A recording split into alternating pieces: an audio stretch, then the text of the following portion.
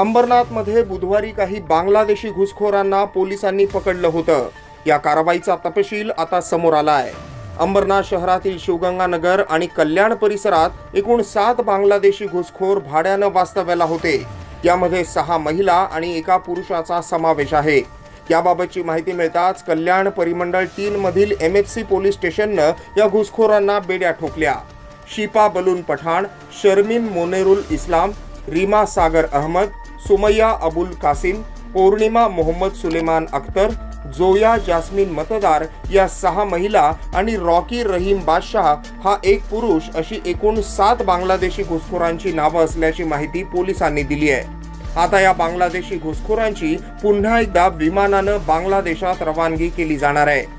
दरम्यान या कारवाईनंतर अंबरनाथमध्ये ATS आणि NIAनं पाकिस्तानी नागरिक पकडले असून त्यांच्याकडे मोठ्या प्रमाणात हत्यारं सापडली आहेत अशी अफवा पसरली होती।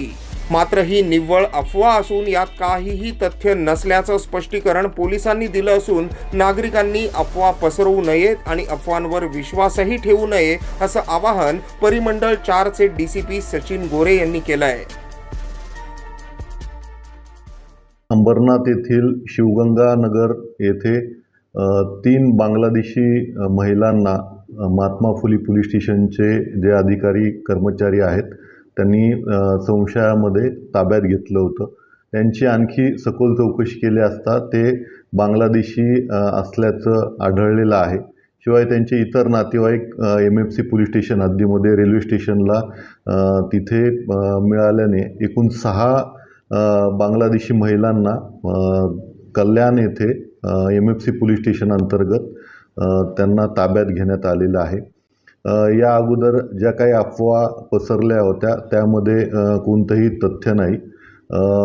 यात पाकिस्तानशी संदर्भात कुठलीही कारवाई किंवा कुठलीही व्यक्ती तिथं आढळलेली नाहीये। Bureau report AB fast news Ambernath.